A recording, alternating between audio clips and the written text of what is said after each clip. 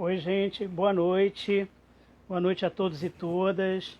Estamos iniciando mais um encontro, o 10º episódio do projeto O Filme da Sua Vida. E hoje eu vou conversar com uma querida amiga, minha ex-professora, sempre professora, né? Para sempre professora. Foi minha colega, especialista em arte, literatura, cultura hispânica, uma figura muito querida, muito simpática, bem-humorada, que é a professora Lucy Cristine Julião. Ela vai falar um pouco sobre memórias de sua vida, sobre filmes marcantes, histórias do magistério, um pouquinho de cada coisa. Vou mandar o convite aqui para ela e a gente começa a conversar.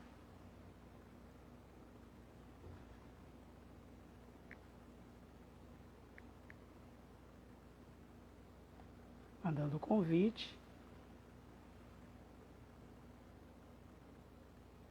Todas que estão assistindo, as pessoas que vão nos assistir no futuro também.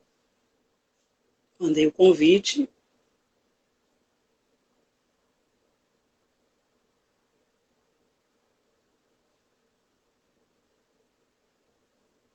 Wilton, querido, boa noite, obrigado. Mandei o convite aqui, vamos ver. Já foi convidada.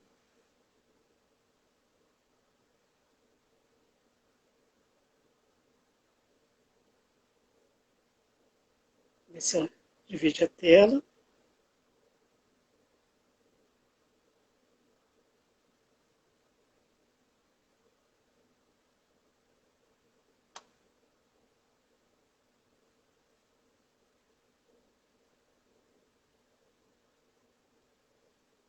Aguardando. Gilda, querida, boa noite.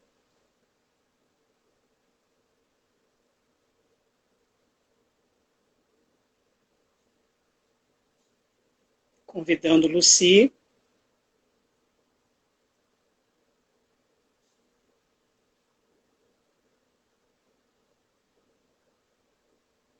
Lucas, boa noite. Todas as pessoas que estão assistindo, muito boa noite.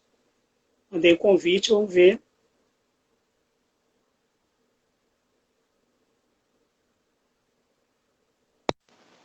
Oi, Dividindo a Isabel. tela. Lucy, boa noite. Boa noite, querido. Como vai você? Tudo bem? Por enquanto, tô. Preparada para a nossa conversa? Sim. Com Bom, você é tudo tranquilo. eu estava aqui falando, né, sobre você, fiz uma breve apresentação, muito aquém daquilo que você merece, naturalmente, apenas uma introdução, né?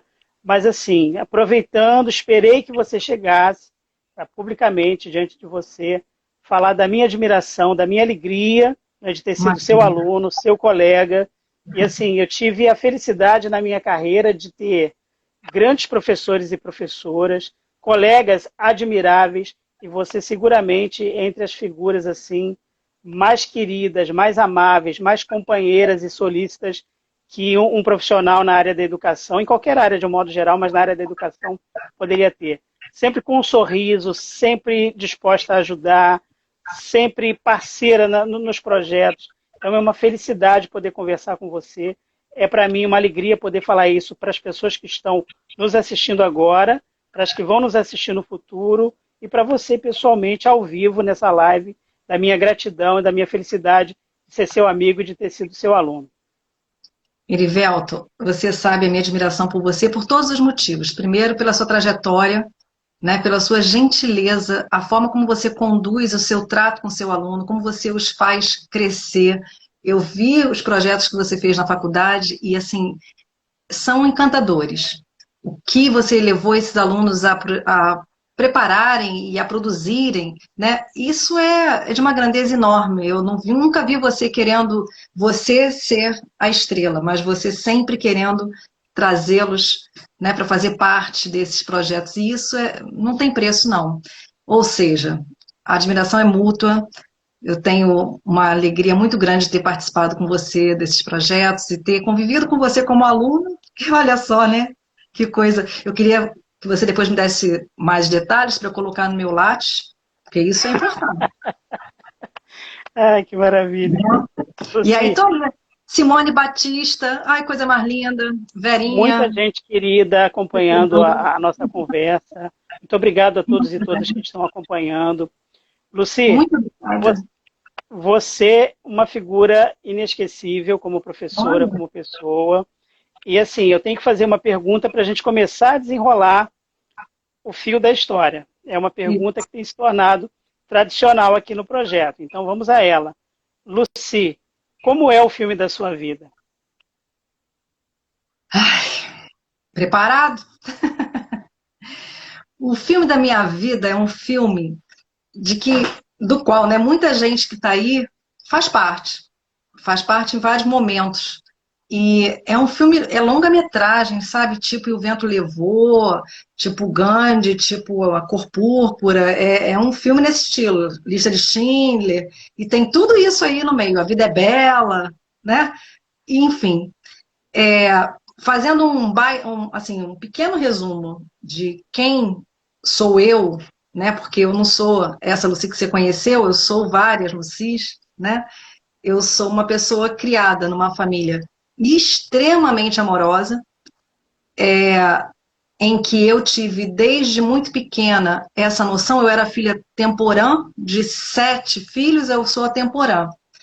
E meus pais, pessoas assim, já são falecidos, eu como temporã, né? Meu pai faleceu há 2 anos, 2016, já com 92 anos, minha mãe já tinha falecido com 86, mas enfim, é engraçado. Eles foram pessoas que não eram da minha época, assim, né? Eu não tinha os pais novos que meus amigos tinham, mas eles eram muito inteligentes emocionalmente no trato com os filhos. Meu pai, caixeiro viajante, um homem feio, bem feio, mas com uma conversa, casou com minha mãe, que era uma mulher linda, a conheceu numa viagem de trem, ele com uma vitrola, a radiola, como é que chamava aquele negócio, a encantou. Um ano depois estavam casados, ela era de Governador Valadares, uma mulher que para a época dela, ela trabalhava nos Correios, que não era ainda não era do governo, né? Ainda era outra coisa. E ela para de trabalhar para vir morar no Rio de Janeiro. Meu pai era de Bangu, enfim, vem para o Rio de Janeiro. Meu pai, ela era filha única, tinha uma irmã de criação, minha tia Alzira, que era negra. E por que eu estou falando isso? Porque isso teve um valor, sim, que eu reconheço hoje na minha vida, né? Eu tenho 2 primas, filhas da Alzira, enfim, muito queridas, que foram pessoas muito próximas sempre na nossa infância. Enfim, meus pais vêm para o Rio de Janeiro, meu pai acaba indo parar em Anchieta para cuidar de um sítio do meu avô, que meu avô tinha ficado doente, tinha um sítio ali naquela região, e, enfim, foi morar ali. Esse sítio foi vendido para uma fábrica de cimentos, e essa fábrica de cimentos deu 3 casas para o meu avô, uma delas ficou para o meu pai, e eu morava em Anchieta nessa casa. Enfim, essa vivência, como eu era temporã, as minhas amigas da rua ali tinham uma importância na minha vida de parentes, né? Elas eram minhas parentes. Éramos, aliás, todas meio assim, éramos na mesma idade, eram 7 meninas, e dentre elas a Verinha, que está aí, que teve uma importância fantástica na minha vida na parte cultural. E a Vera é a primeira referência que eu tenho com relação à leitura, porque ela era mais velha que eu, não era, é mais velha que eu, ela, não vou dizer a minha idade, já estou lá perto de 75, tá vendo os cabelos brancos, e ela é mais velha que eu. Isso é um truque didático, hein? Para quem é professor aí, meus alunos, quando perguntam minha idade, eu diria 65, agora eu falo 75 porque já está chegando, né, já estão começando a acreditar muito piamente, aí eles acham o máximo, porque falam, professora, você está muito conservada. Eu falo, pois é, rapaz. Mas, enfim, a Vera, ela foi a primeira referência que eu tive com relação a Dom Casmurro. Ela lia Dom Casmurro e ela, eu me lembro, eu sentada na janela de um quarto lá de trás da minha casa, ela no muro me contando sobre a pata da gazela, Esaú e Jacó, a mão e a luva. Ela talvez nem saiba disso, eu talvez não tenha nem dimensionado o quanto isso foi importante para mim. Porque quando eu tive que ler Machado de Assis, eu já achava ele o máximo, né? Então, quando eu li no oitavo ano, na sétima série, sei lá, não me lembro, é o oitavo ano, oitava série, né? Eu li Dom Casmurro, eu me apaixonei, a minha turma queria me matar, porque eles detestaram o livro, achavam chato, e eu amando o livro, achando o máximo. Enfim, mas eu tive essa relação com meus pais, que era uma relação muito especial. Eu assisti uma novela, que até eu fui procurar ver qual foi o ano dessa novela. Essa novela passou em 76, eu tinha 11 anos, façam as contas aí. Eu tinha 11 anos. Era o Feijão e o Sonho. E esse foi o momento em que eu percebi como era a minha família em relação ao feijão e o sonho. A minha mãe era muito preocupada com pagar as contas, né, com essa coisa que é o normal do dia a dia. Era uma pessoa muito, muito séria nesse sentido e muito amorosa com os filhos, uma pessoa muito conselheira, muito amável, mas muito assim, com as contas principalmente, ela era uma pessoa muito certa. E meu pai era o Don Quixote da família, né? Meu pai era aquele bom vivant que era amado por todo mundo, não tinha quem não gostasse do meu pai, um cara das mil piadas, um bom humor tremendo, um diplomata que o Brasil perdeu, que se ele fosse embaixador de qualquer país, esse país não entrava em guerra nunca, porque o cara de lábia, para feio do jeito que era, casar com a minha mãe que era linda e todos os filhos puxaram meu pai. E eu tinha isso como um problema com eles. Eu dizia, pai, pelo amor de Deus, né? Que genética é essa? Que, poxa vida! Enfim, meu pai, ele era o Don Quixote. Ele era um cara que aos 80 anos queria fazer pátina. E minha mãe preocupada, mas para que vai se meter nisso? Eu, não, vamos lá, o que você precisa? Porque enquanto está fazendo isso, não está pensando em doença, né? Sempre amável, sempre uma pessoa de muito bom humor, muito bom humor. Sempre piadista. Enfim, eu vivia esse feijão e o sonho, aquele cara que não podia perder um dia dos namorados, não podia deixar de dar um presente e dava a batedeira melhor que existia no mercado. E minha mãe preocupada porque tinha que pagar a conta da luz, porque afinal de contas, se não tiver a luz, não vai ter o bolo, né? Na batedeira, ela vai ter que bater na mão. E eu vivi isso. Mas, enfim, essa foi a questão da casa, né? Minha mãe foi quem foi para nós um norte com relação à religião. Nós somos evangélicos, eu fui criada numa família evangélica, né? E minha mãe tinha uma prática que era maravilhosa. Minha mãe acabava de fazer o almoço, almoçávamos e tudo mais, e ela ia se sentar, se deitar um pouco, botava as pernas assim um pouco para cima, se sentava na cama e ia ler a Bíblia. E esse era o momento em que eu dizia, opa, minha oportunidade. Eu me deitava ao lado dela e ficava ouvindo as histórias da Bíblia. Uma história que me encantou, e eu me lembro dela me contando isso, e eu, apaixonada pelo roteiro, assim, foi a história de José, no Egito, porque eu fiquei impressionada como ele sofreu tanto. Primeiro que já era difícil para mim aquela relação de irmãos, porque meus irmãos são, tirando meu irmão que é 7 anos mais velho que eu, os outros são minhas mães, né, meus pais, porque a diferença de idade era muito grande. Eu fui dama de honra da maioria deles. Então você imagina, eu era bem criança mesmo. E essa relação de um irmão perseguindo o outro, maltratando o outro, isso para mim não cabia, não, era inverossímil. E minha mãe amava o céu, então minha mãe contava as histórias com uma propriedade. Minha mãe era aquele tipo que tinha um sonho e sabia cada detalhe do sonho, do botão que estava aberto na blusa, e era muito cheio de detalhes. Escrevia muito bem. E esse momento dela contar a história, ela contava de uma forma maravilhosa, né? Como acho que só as mães sabem contar. Resultado da história. Passado o tempo, eu fui para a escola mesmo. E na escola, eu estudava numa escolinha que era com 5 salas.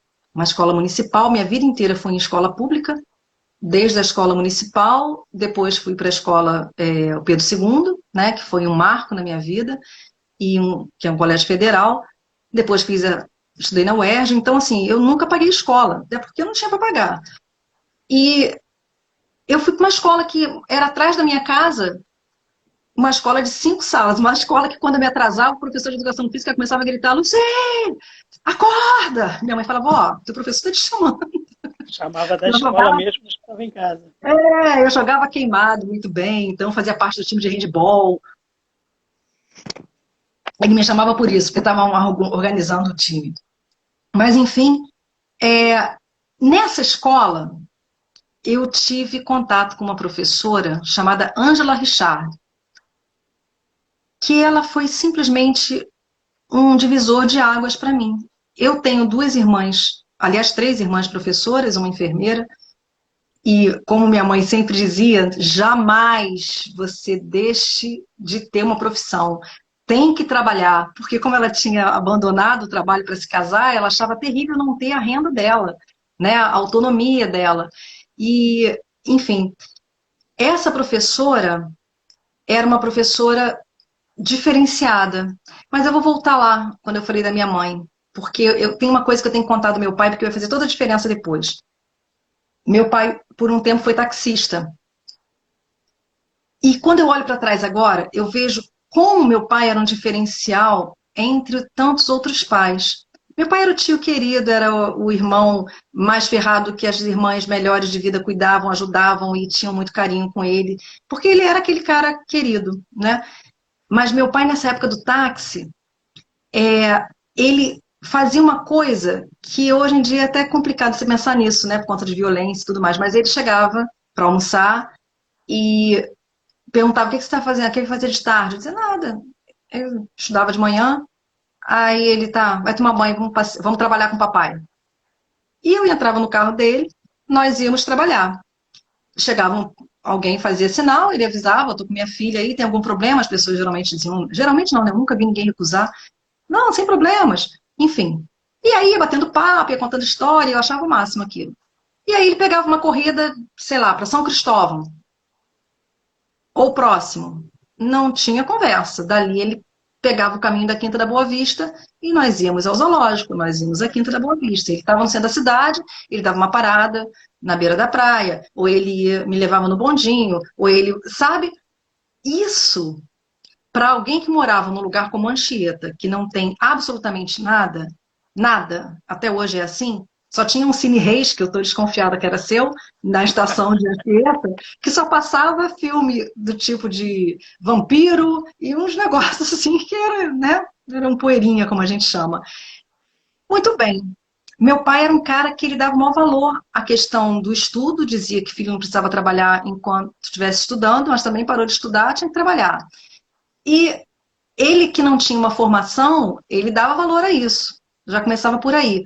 E adorava viajar, adorava passear, e nos deu essa ideia também de que o mundo é grande, sabe? E as minhas tias, que foram pessoas fantásticas, meu tio, de assim, contribuírem para que a gente tivesse uma vida, nunca tive privações de nada, de comida, nada disso, mas porque eles também ajudavam bastante, então eles eram muito atentos à nossa família, ao nosso núcleo, né? Nós nunca fomos diferenciados, sempre fomos muito próximos. E somos queridos ainda, eu tenho certeza disso, a gente só está vivendo muito longe agora, né, um do outro.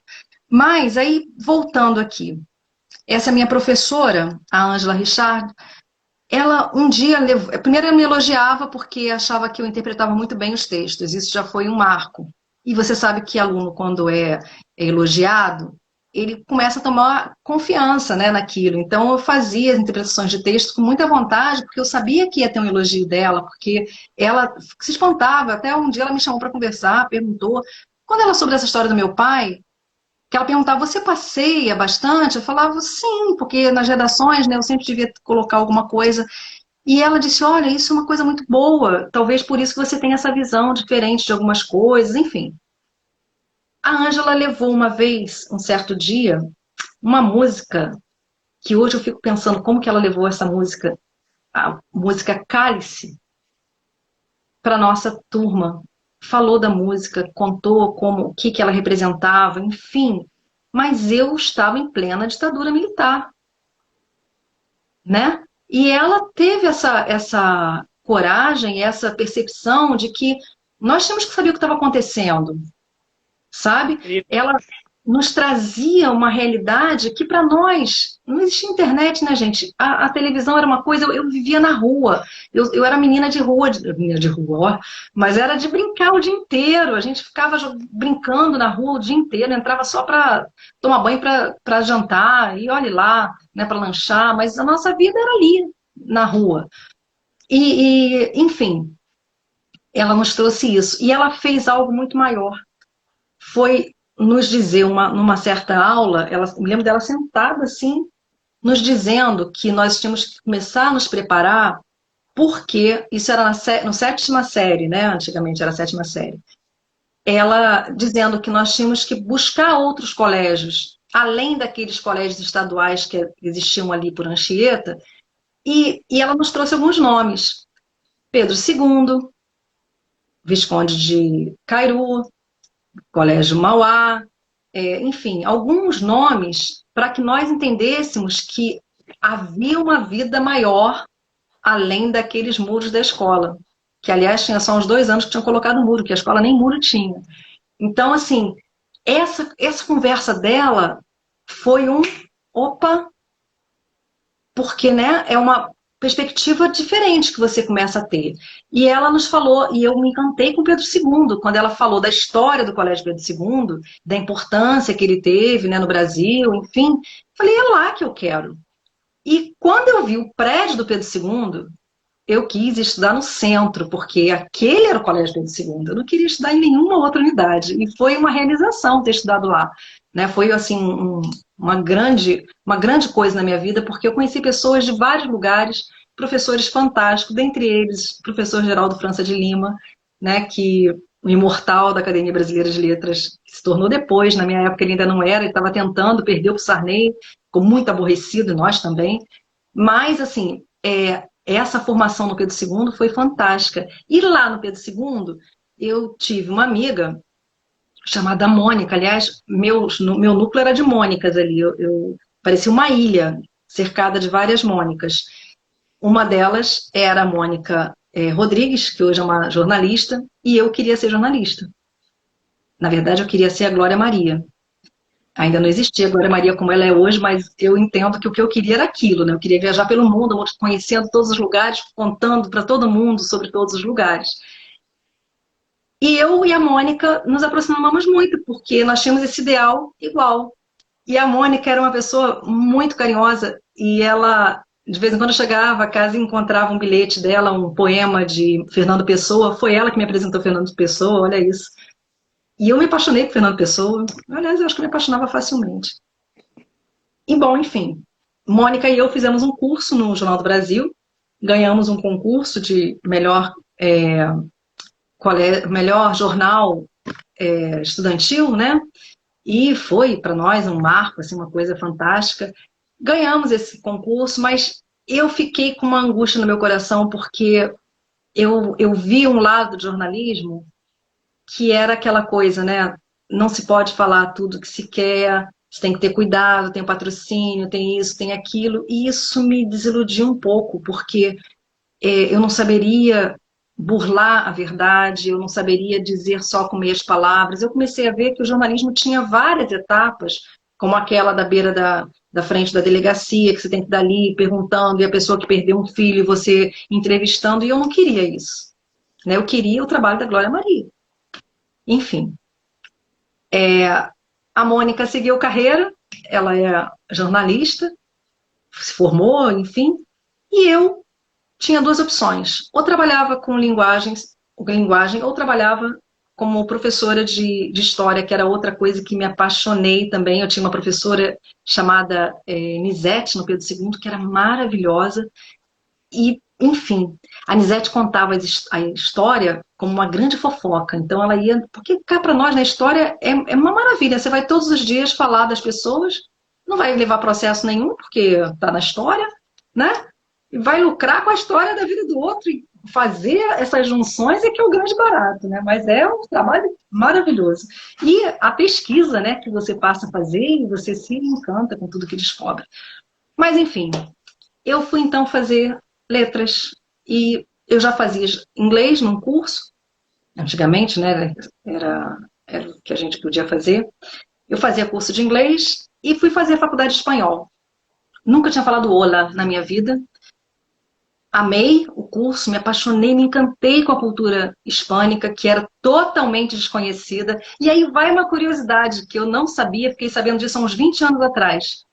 A família da minha mãe, ela era, segundo um primo dela, que também já era bem velhinho, segundo esse primo, a família da minha mãe foi de mulheres que eram roubadas em Andaluzia por árabes, e um desses núcleos veio para o Brasil e foi parar em Governador Valadares.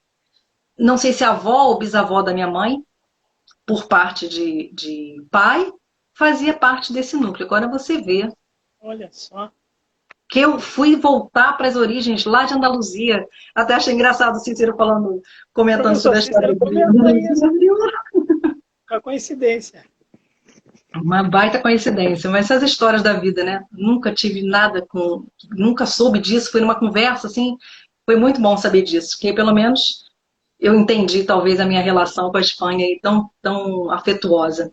E aí, você perguntou para mim assim. Eu não sei se eu já falei tudo que eu deveria falar, mas Estou enfim. vendo o filme inteirinho de você passeando no zoológico, depois de uma tarde inteira trabalhando como taxista. Estou vendo a salinha da escola pequenininha. O filme está lindo, Lucy.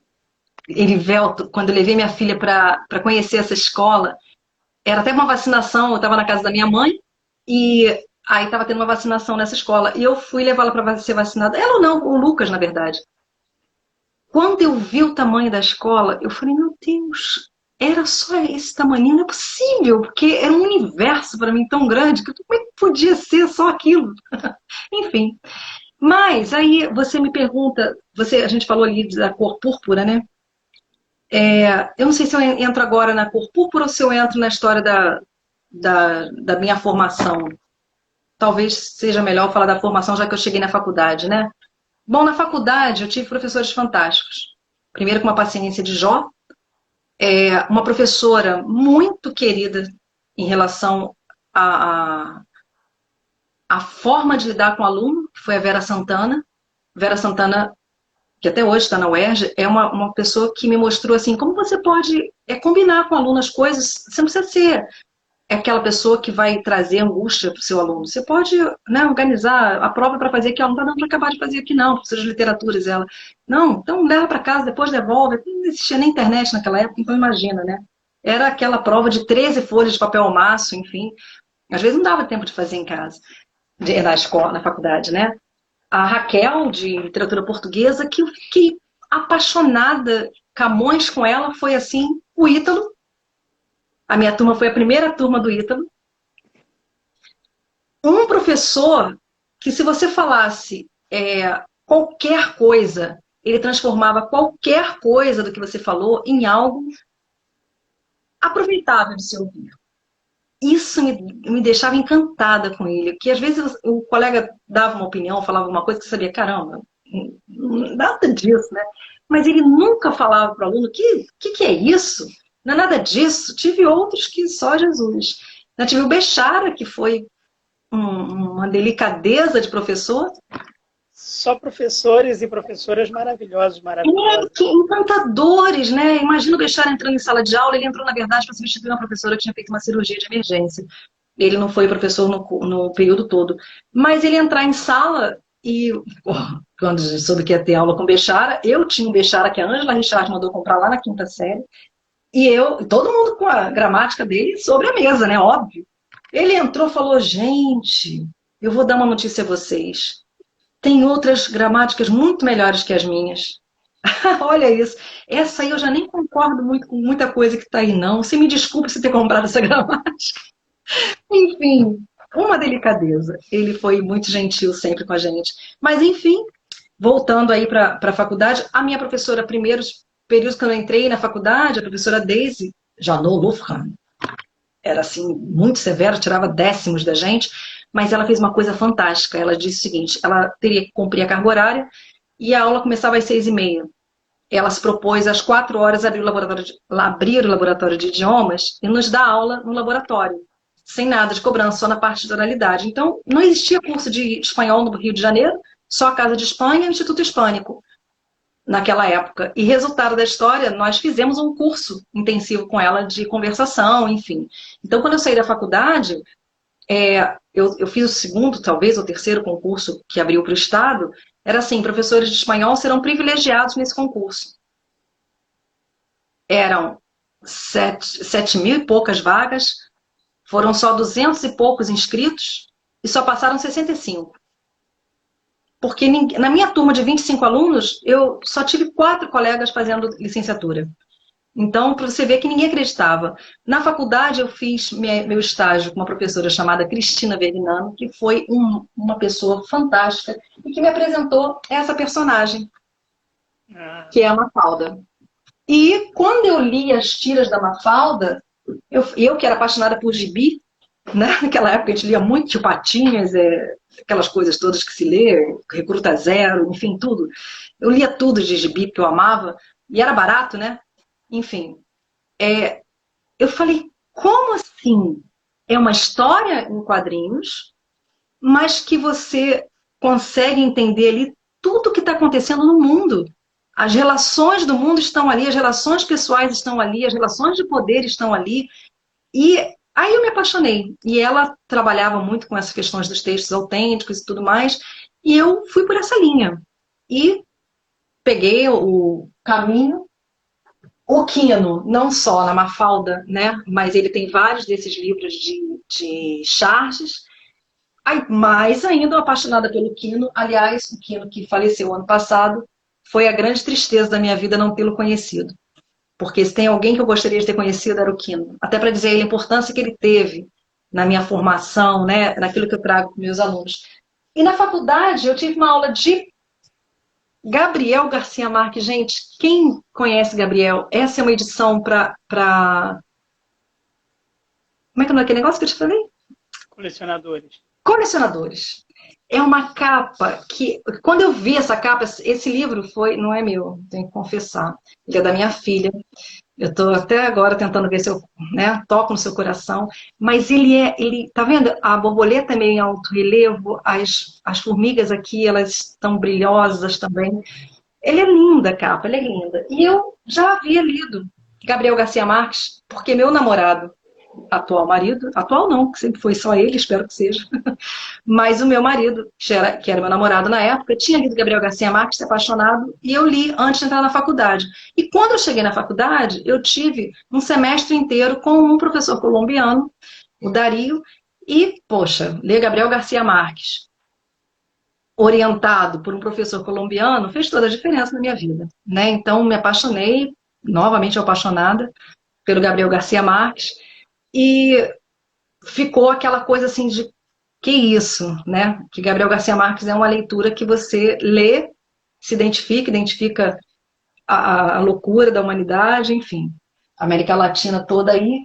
E não poderia ser diferente, meu querido Quixote. Bom, Quixote aí foi a história. Quando eu li Quixote na faculdade, aí eu reconheci meu pai. Aí eu falei, meu Deus, para dar certo na vida, só sendo Quixote, né? Como Cervantes diz, mudar o mundo não é uma utopia, é uma justiça, né? É uma questão de justiça. E assim, eu me apaixonei pelo Quixote, pelo Sancho, a relação dos dois, o que envolve tudo isso. E eu fiquei fascinada com a história do Quixote. E eu, enfim, tentei fazer isso com os meus alunos também, que eles conseguissem ler e que eles conseguissem no Estado fazer isso. Aí deixa eu te contar a história do Estado. Eu não vou acabar tendo tempo de falar da cor púrpura, mas enfim, cheguei no Estado, não precisamos de professores de espanhol, e Deus sabe o que faz, resultado da história, cheguei e eu ouvi essa resposta, né? Não precisamos de professora de espanhol, temos professora de francês e de inglês, mas eu ouvi alguém falando que era um sotaque assim, hispânico. Eu falei, quem é essa pessoa? Aí quem me atendeu falou para mim, nosso diretor. Eu falei, com licença, posso falar com ele? Fui falar, cheguei já falando, olá, buenas tardes, e aí ele se espantou, e eu disse que eu queria dar aula de espanhol ali, mas não me queriam. Como não? Vamos falar espanhol e coisa e tal, enfim. Que era o Luiz Pérez, que eu reencontrei depois numa coordenação junto com o Bosetti.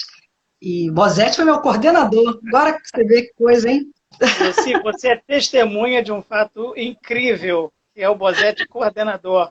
Gente, você não sabe como é bom. Aliás, um abraço para ele, muito querido, está sempre Muito grande, ouvindo a muito gente. Um grande. abraço para todo mundo. Luci, Bosetti. aproveitar que você falou do Bosetti, tem um monte de gente acompanhando a gente agora. João Eu não Ricardo, tenho. Suelen, É Mar, mesmo? o professor Marco Antônio de Pedagogia, um Ai, abraço lembrei, para ele, muito querido. Gente, muita gente querida acompanhando, né, meu fazendo Deus. comentário na live, muito obrigado. Ai, Mas, enfim, agradecer muito a presença dessas pessoas. muito, muito, gente, que carinho. Eu tô vendo aqui 19, 20 pessoas. Eu tava achando que era só meu filho e minha filha, que eles foram convidados, assim, muito delicadamente, entendeu? Se esse telefone não estiver ligado. Mas aí vamos para Cor Púrpura. Você me Sim, perguntou, né, sobre um filme. E o que me apaixonou nesse filme? Muita coisa. Esse filme é um filme que eu comecei chorando. Foi eu, quando era namorada de Roberto, nós não tínhamos nada em Anchieta, como eu falei, e pelo menos uma vez por mês nós fazíamos um tour ou pelo Meier, ou por Madureira, ou pelo centro da cidade, para ver os lançamentos, né? Eu gosto de tudo, eu gosto de filme no geral. Mas, tinha dias que a gente via 3 filmes. Eu já não sabia mais quem era o personagem principal da onde, qual era a trilha sonora de qual filme, porque era muito filme. E aí nós fomos assistir A Cor Púrpura. A Cor Púrpura passou em 85. Lá no Odeon, se não me engano, é o Odeon que era na Cinelândia, isso. né? Olha, esse filme começou. Eu acho que eu nunca chorei tanto num filme como nesse filme. Chorei muito. Acabou o filme, eu não conseguia me controlar. E aí, Roberto, maior paciência, né? Não, a gente espera. E eu acabando de soluçar, porque eu não estava chorando, eu estava soluçando. Aí entrou o intervalo, né? Que tinha aqueles intervalos. E aí começou de novo o filme. Quando começou a trilha sonora, eu comecei a soluçar de novo. Ele falou: acho melhor a gente sair, porque senão você não vai parar de chorar nunca mais. E eu vim da cidade até Anchieta, tentando. Cada vez que eu lembrava do filme, eu me acabava. A gente sempre comentava sobre o filme, eu não tive condição de comentar nada do filme com ele. E aí eu fiquei pensando, né, nessa coisa, nessa provocação que você fez, que me tocou tanto nesse filme. Primeiro, uma grande justiça, esse filme foi indicado para 11 Oscars, não ganhou nenhum. Né? Ele é uma produção do Spielberg. E o que aconteceu foi que esse filme tem algumas coisas muito importantes. A gente, por exemplo, quando eu estava comentando isso com a minha filha, quando você está grávida, tudo referente à maternidade te toca, te chama atenção, você, né, o tempo inteiro você é ligado nessas coisas. E aquele filme tinha alguns elementos ali que fazem muito parte da minha formação em geral. Primeiro, a questão de como eles lidam, como a Sally, né, que é a principal ali, personagem da UPA, lida com a relação dela com Deus. Como ela fala com Deus de uma forma muito próxima. E eu vivi sempre isso. Na minha casa, Deus não era aquele ser lá para castigar, não. Deus era amoroso, era abençoador, era aquele que cuidava de nós, que falava conosco, que nos dava orientações. Então, Deus era assim, muito parceiro. E a forma como ela fala, quando ela vem seguindo o caixão da mãe, no filme, né, em que ela vai falando com Deus, que ela é uma menina de 14 anos, por que ela está passando por aquelas coisas, né? O que ela faz para ser melhor, enfim. Essas relações de ver pessoas que se dizem, pessoas que se colocam, né, em umas comunidades de fé, e ao mesmo tempo essas pessoas são danosas para o outro, isso me fere muito. Me fere profundamente, porque não é assim que eu conheço a religião, não é assim que eu fui criado, meus princípios não são esses. Meu princípio é de um Deus de amor, e não de um Deus que ataca, é um Deus que acolhe. E o filme todo se passa em que ela, primeiro tem assim, essa coisa dela não poder rir, ela não ri, né? Ela bota a mão assim, ela não tem direito à felicidade. O racismo tem uma cena, que é a cena em que a Sofia feita pela Oprah, né? Ela está na cidade e a mulher do prefeito, tão bondosa, vem falar com ela, e ela, numa única cena, sofre todas as coisas terríveis. Ela ela sofre preconceito por ser negra, por ser gorda, por ser pobre, por ser mulher. E ela apanha, e ela vai presa, ela perde o direito a viver com a família dela, ela tem uma vida acabada ali.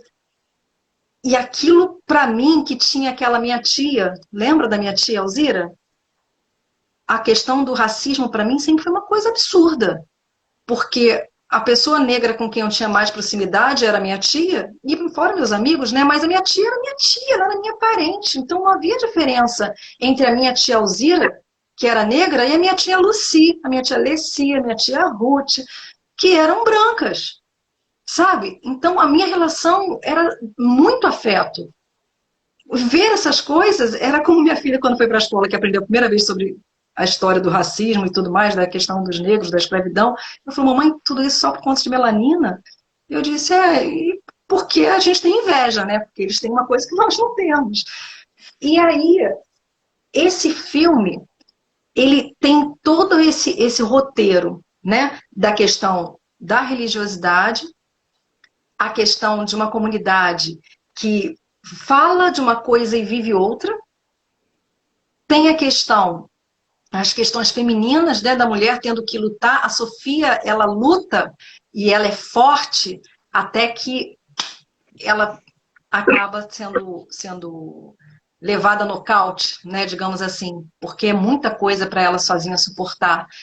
E a Sally, quando a Sally fala para o enteado que a Sofia não se rendia, né, a ser submissa ao marido, e a Sally fala, bate nela. Cara, como? Né? Uma coisa louca que uma pessoa fale isso, uma pessoa que está sofrendo tanto abuso, sofrendo de tantas coisas.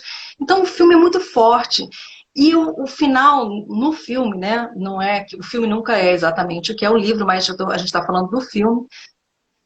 O filme, quando a cantora, né, que era a Shug Gabriel, que volta ouvindo o hino da igreja, que o pai dela era reverendo e que não queria nada com ela porque ela havia escolhido outro caminho, ela volta para a igreja, né, entra na igreja cantando, e o pai tinha acabado de falar do filho pródigo. Então, assim, esse meu discurso não pode ser vazio. E agora que meu filho pródigo, a minha filha pródiga está voltando, o que eu faço? Né? E ela volta para o braço do pai e no caso, no filme ali, acolhida por ele. Essa cena é muito forte. Então, assim, o filme eu chorei o tempo inteiro. E eu ver, e depois, no final das contas, a Sally acaba se colocando, né? Tem os primeiros momentos em que ela bate uma porta, que ela com a navalha, cara, ela com o pescoço do cara, e ela passava aquela navalha e falou, meu Deus do céu, né? É muito autocontrole. Então, ela quando começa a se ver como uma pessoa que pode ter direito à felicidade, é lindíssimo no filme. E quando ela reage à mesa, né, dizendo que ela vai, que isso, que aquilo, enfim, é uma cena brilhante. E ela vai embora e ela se coloca, né? Ela consegue sobreviver a todo aquele drama e se preserva doce. Isso sempre foi para mim alguma coisa assim muito, muito admirável. Algumas pessoas que eu conheci que tiveram sofrimentos tremendos na vida e que, apesar disso, a doçura está ali, sabe? Não perde a esperança, não perde a confiança, não perde a docilidade. E isso é encantador. E eu tentei trazer isso para o lado da educação, porque se eu não tivesse sido uma pessoa orientada a estudar e tudo mais, eu teria o quê?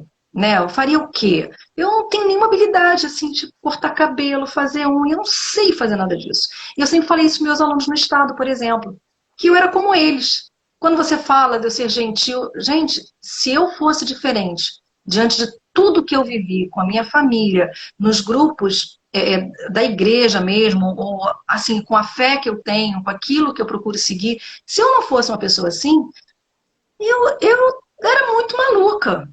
sabe? Então não valeria muita coisa, não, porque pessoas que não tiveram metade do que eu tive com relação a afeto são pessoas maravilhosas. Então eu tenho obrigação de tentar não ser alguém que faça mal ao outro. E quando eu vejo, eu sempre falei isso, né? Meu pai dizia, a pessoa mais importante do seu trabalho não é o diretor da empresa, é o porteiro que vai te dizer se o chefe já chegou, se está todo mundo aí, se aconteceu algum problema. E ele tinha toda a razão. Então, assim, para mim, o diretor estar no colégio não faz a menor diferença, porque eu vou trabalhar do mesmo jeito que se ele não tivesse. Mas se a pessoa que faz o cafezinho não for trabalhar, meu dia não vai ser igual. Então, quem é que vale mais para mim naquele dia no trabalho? É a pessoa do cafezinho, né? Porque eu sei o que eu tenho que fazer e eu faço, independente da presença do diretor, do dono da escola, de quem for, né? Então, as relações são assim. Eu vejo numa pessoa que, por exemplo, trabalha na minha casa, eu quero bem para ela como para minha mãe, porque minha mãe poderia ter trabalhado na casa de alguém, sabe? Então, como vai ser diferente? Não tem como Agora, ser Lucy, diferente. esse filme foi tão marcante, é baseado num livro, né, da escritora chamada Alice Walker. Esse filme foi tão marcante para você que você foi assistir uma adaptação no teatro? Ai, com a Simone Batista, minha Zezinha Ela está predileta. nos acompanhando. Um beijo para Simone Batista. A Simone é uma das pessoas, olha, eu vou te dizer um negócio, viu? Ser Foi minha amiga da Simone, professora também. pois é, mas ser amiga da Simone é muito difícil. Porque a Simone te mostra o tempo inteiro que você não é tão boa quanto devia ser. Ela tem umas coisas meio difíceis. Ela tem um problema porque a minha mãe é meio lagarta, né? Mas enfim, ir à casa da Simone é um perigo. Você pode sair de lá meio verde, nem época da vacina. Mas a Simone foi comigo assistir A Cor Púrpura. A cena das cartas caindo, olha, ah, eu não sei nem por que eu não chorei mais no teatro, mas é porque eu acho que já estava querendo, minha filha estava comigo, estava querendo mostrar ali que eu sou uma pessoa madura, né? Mais que nada, né? Foi muito emocionante. Ter ido com a Simone fez toda a diferença, que ela é uma Zezinha muito querida. Muito querida, foi minha professora, muito gente boa, demais, muito amiga. Ô, Lucy, você está falando da tua formação, da tua trajetória, e assim, quem está nos acompanhando, que foi teu aluno, sabe que o teu discurso corresponde exatamente à tua prática. Então, o tempo todo que você está falando, né, de práticas culturais, literárias, associadas à tua formação intelectual, pessoal, profissional, quem foi teu aluno, como eu fui, e outras pessoas que estão nos assistindo foram também, estão se reconhecendo. Então, você, por exemplo, falou que você conheceu Mafalda e conheceu o trabalho do Quino no teu processo de formação acadêmica. Para mim, quem apresentou a Mafalda e o Quino na minha formação, na minha graduação, foi você. Então, Que bom. uma obra que você citou o 100 Anos de Solidão. Mas, por exemplo, o Cid, você apresentou para a minha turma, não é? E contou a história. Você falou de uma professora de literatura portuguesa. Eu sei que você conta lindamente a história de Inês de Castro, né? Uma das suas histórias preferidas, que você fala... Eu ouvi primeiro com Geraldo França de Lima. Cara, ele contando essa história era apaixonante. Nossa! Agora, a gente está falando de práticas, muitas delas ligadas, né, ao teatro, ao cinema, não é, à poesia, à literatura, mas você já fez até comida em sala de aula para falar de cultura hispânica. Conta essa história para gente. Olha, eu sempre achei que literatura não adianta só você falar, né? Você tem que também vivenciá-la. E sempre que possível você fazer isso com a parte cultural, é muito legal também. A sua turma foi uma turma muito especial, que era uma turma animada, uma turma feliz. Eu ia dar aula com maior satisfação, era como a turma do Zé Ricardo, da Suelen, da Beatriz, da tantas outras que estavam ali. Ali eu tive 2 alunos que foram meus alunos no Raja. Então, assim, caramba, né? Que felicidade isso. Era uma turma que qualquer coisa que você propusesse, virava uma festa. Então, eu nunca fui professora de literaturas. A vida inteira eu relutei, porque eu não me sentia, assim, à altura da literatura. porque eu sempre fico achando que tem alguma coisa melhor ainda para se falar que eu ainda não sei, e eu me sentia meio insegura para falar de literatura. Até que eu sucumbi e me apaixonei, né? Mas também, olha, foi um presente. A turma desses meninos, o João Ricardo, já ia falar Zé Ricardo, que é outra pessoa tão importante. Foi uma turma que fechou meu ciclo na FEUC. E com literatura, né? E prática de ensino, enfim. E foi muito, muito interessante o trabalho com eles. E a nossa guacamole, que a Simone foi lá comer com a gente, porque era verde, né? Então ela ia comer, viu? Se fosse outra cor, ela não teria ido. Mas a turma abraçava tudo. Achei um e-mail seu aqui outro dia com as fotos da nossa guacamole.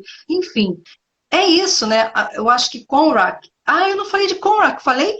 Não, chegou a hora de falar. Olha, se eu puder dar alguma fala sobre isso e isso reverberar para vocês como algo importante, assistam o filme Conrad. É um filme com Jon Voight, é um filme de 74. Quando eu assisti esse filme, eu falei, é essa a professora que eu quero ser na vida dos meus alunos. Porque eu estudei numa escolinha de 5 salas e que uma professora, pelo menos, foi capaz de nos abrir os olhos de que há vida fora desses muros. E o Conrad é isso. Ele é um branco, né? O Jon Voight vai para uma comunidade negra, uma ilha, e que eles simplesmente não sabiam nem em que país eles moravam. E a própria... não me lembro o que ela era exatamente, era a pessoa que estava acima dele, como se fosse uma diretora ali da situação, diz a ele que, porque ele falou, primeiro dia de aula, ele ficou espantado, que os meninos não sabiam contar até 10, não sabiam a língua, falar, escrever, não sabiam nada, não sabiam as letras do alfabeto, enfim. E ela fala, eles são negros, eles só aprendem no chicote. Ela era negra. Mais uma vez, essa relação que para mim era, como? Como assim? Né? E aí, resultado, ele faz de tudo. E a primeira coisa que eu me lembro assim de me fazer, de ficar emocionada mesmo, e depois por muito tempo quando eu ouvia a Quinta Sinfonia de Beethoven, me vinha isso, é uma cena em que ele pega a vitrola e ele coloca Beethoven para esses alunos. Imagina, uns meninos que não sabiam nem as letras do alfabeto ouvindo Beethoven. Para quê? Né? Para quê? Mas ele coloca e fala que essa era a forma como Beethoven representava a morte. Então, aquele som, tan, tan, tan, tan, tan, tan. E aí os alunos vão se encantando com aquilo, porque a cultura é isso. Né? Eu tentei fazer o tempo inteiro na minha prática com que meus alunos entendessem que o nosso momento ali em sala de aula, o espanhol fazia parte, era o norte. Mas o que valia mais era o nosso momento de cultura. Eu tenho uma amiga, grande amiga, Luzimar, que trabalha também dessa forma, a Michele, que é minha companheiraça até hoje, a gente compartilha muito material e a gente tem esse olhar de cultura, sabe? Como a cultura, a arte, a Luzimar inclusive escreveu uma tese sobre essa questão da arte na educação e como isso é fundamental para o meu aluno chegar no museu e não se sentir perdido, e ele querer ir a esse museu. E eu encontrei uma vez numa exposição de Picasso no Banco do Brasil aqui, né? Como é que é o nome daquele negócio? Centro Cultural. Centro Cultural. Centro Cultural. Isso. Um ex-aluno do Raja. Gente, não tem preço. E ele, olha, professora, eu vim por sua causa. Meu Deus!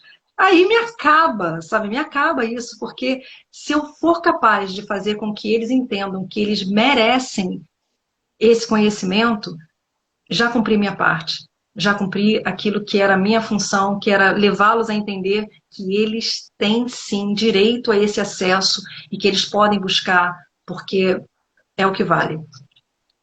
Incrível, Lucy, porque eu insisto nisso, o seu discurso é a sua prática. Eu me lembro, por exemplo, de você falando, assim, muitas aulas marcantes, eu já falei isso publicamente algumas vezes, né, torno a falar. Você foi minha professora de espanhol na minha época de graduação, e graças às orientações que você dava, os exercícios, todo esse aporte cultural que você levava para a sala de aula, quando eu fui fazer o meu mestrado para a UFRJ, a língua que eu escolhi era espanhol instrumental, e eu tirei 9,5. Né? Eu fui muito bem, eu estava me sentindo confiante e seguro, porque eu fui seu aluno, né, naquela turma de queridos colegas, né, queridas colegas que a gente tinha, e você, as aulas eram às sextas-feiras, 4 Sim. tempos, e assim, passava muito rápido, a gente não queria nem sair para o intervalo, porque ficava conversando, e era interessante, era interessante que não era como agora que a gente está falando aqui, ao vivo, online, com a conexão estável, você chegava, aí você colocava para carregar um vídeo, por exemplo, uma aula que você deu, o quadro Guernica em 3D. Aí você chegava, ligava o computador, botava para carregar aquele vídeo e ia dando aula. Falava de Pablo Picasso, falava das obras, falava do acontecimento histórico. E aí, quando você já tinha dado a aula, já estava chegando o momento do vídeo carregar para poder exibir. Porque a conexão era ainda... Estou falando de início dos anos... meados dos anos 2000, né, que foi quando você foi minha professora. E era incrível, porque aquelas formas, todas aquelas histórias que você contava, ganhavam vida através daquele material em vídeo, em multimídia, que você selecionava para a gente. Então, você nos apresentava, você falou da sua professora que te apresentou o mundo quando você era uma menina lá em Anchieta. Mas você, inúmeras vezes, fez e faz isso pelos teus alunos, seja na rede pública, na qual você foi professora por muitos anos, no ensino superior, no ensino médio, e eu sei que você dá aula em escolas que tem um público, não com poder aquisitivo, com outra condição, com outra realidade de vida, e essas pessoas igualmente admiram você pela tua qualidade de formação, não é pela formação cultural que você tem, e a humanidade que você tem de saber compreender o outro, saber dialogar. Isso é incrível, isso é fascinante. Agora, tem uma obra que você não falou ainda, que eu acho que mereceria um comentário, que é O Caçador de Pipas. Ai, pois é. O Caçador de Pipas foi um livro que eu fui umas férias, que eu falei, não vou levar nada para ler de trabalho, porque geralmente professor é assim, né? Tá de férias e tá catando pedra. E levei Caçador de Pipas, um dos livros que eu levei para ler durante as férias. E aí minha filha era uma bebê, Ana Luísa, bebezinha, e dormindo depois da praia, né, aquela coisa, aquele soninho gostoso da tarde, eu sentava ali na cama e ia ler. Meu filho entrou no quarto e eu estava aos prantos. Ele falou, o que que houve, mamãe? Você não falou que ia ler por prazer? Eu falei, meu filho, mas eu muito emocionado aqui, mas vai passar. Resultado, esse livro, ele me fez me sentir muito mal, porque eu me vi uma pessoa horrível. Eu nunca tinha pensado no Afeganistão de forma afetuosa. E quando eu li esse livro, o relato que ele faz da terra dele, do lugar dele, as referências das árvores, sabe, o cheiro, tudo isso, eu falei, meu Deus, como a gente fica endurecido, né? Você ouve no noticiário, 50 pessoas morreram no Iraque no bombardeio, na Síria, não sei o quê. E isso parece que está distante, que não me toca. E eu me senti tão mal, porque, caramba, que olhar que eu não tenho para eles. E eu passei, então, a ter muito mais cuidado com isso.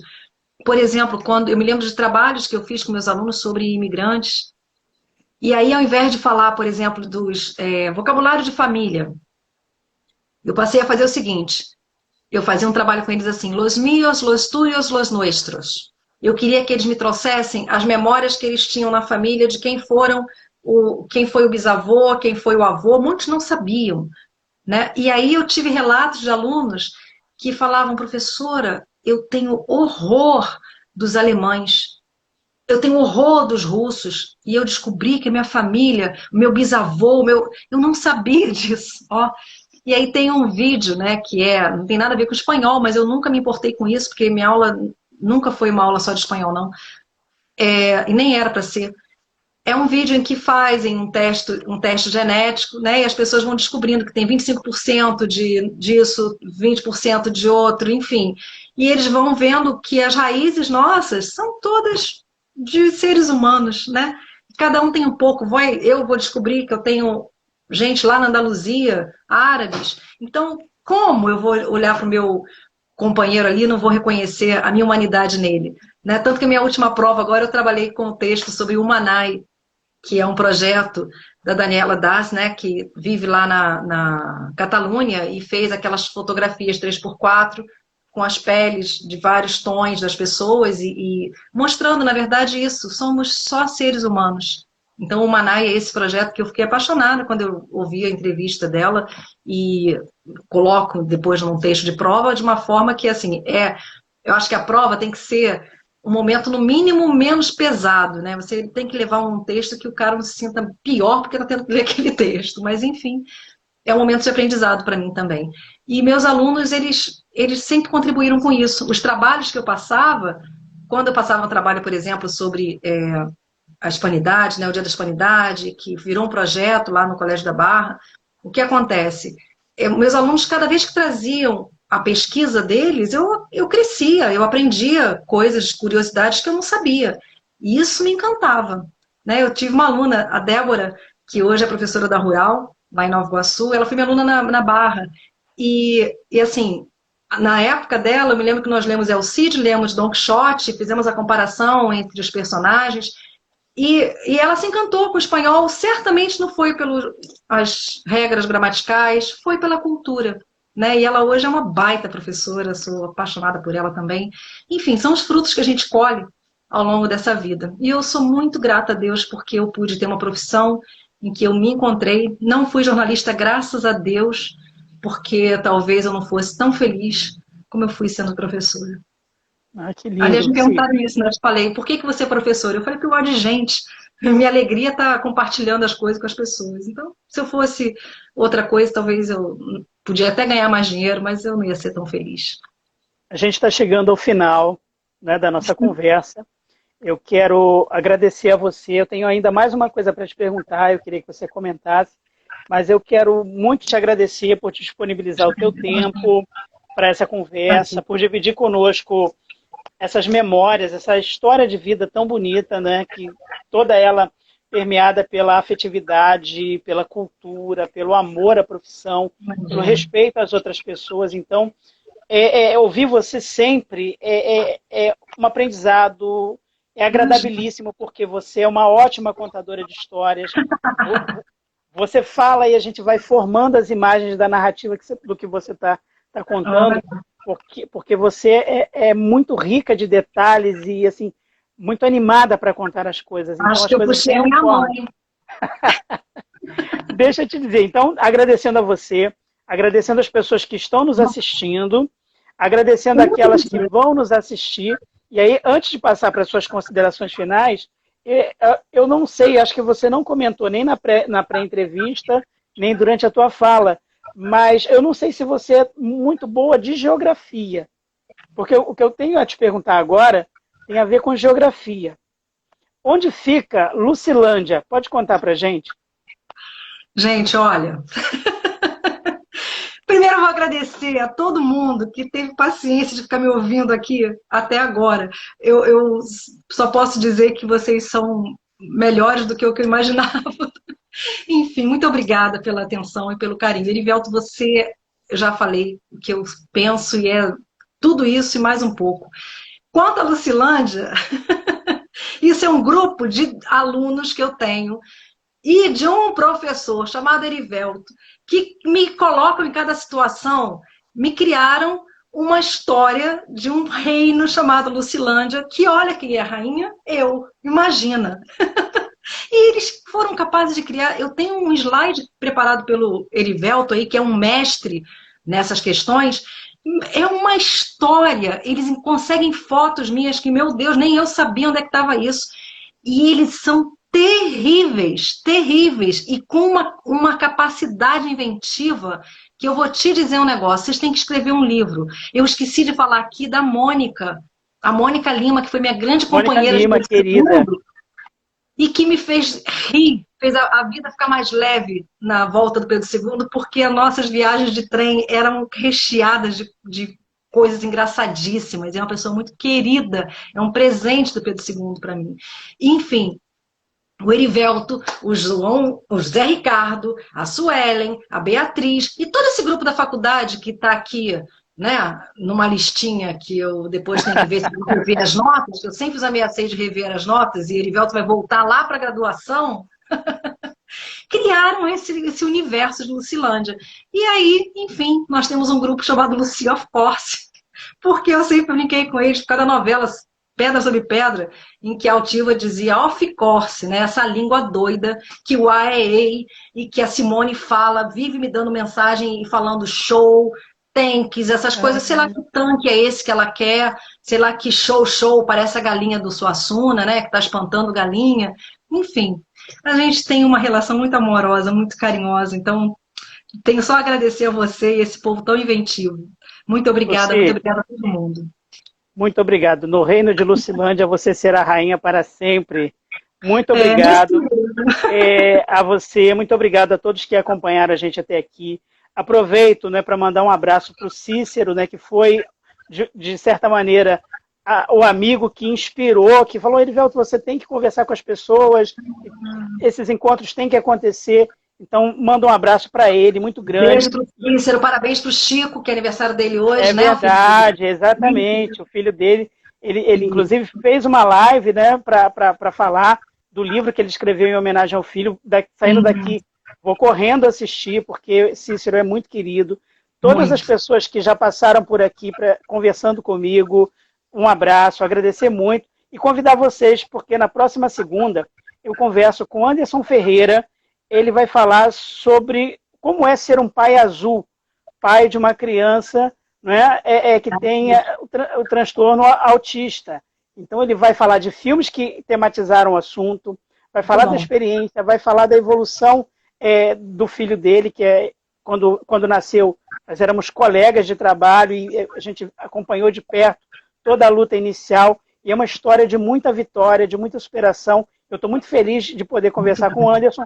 Aproveito para convidar todo mundo. Por aqui, agradecendo demais a você, Lucy, desejar um bom fim de semana, uma boa noite e que a gente possa se reencontrar em breve, com muita saúde, para continuar contando essas histórias. Muito obrigado. É um prazer. Muito obrigada a todos. Um beijo bem grande para todo mundo. Beijo para você, boa noite, muito obrigado. Boa noite, pessoal.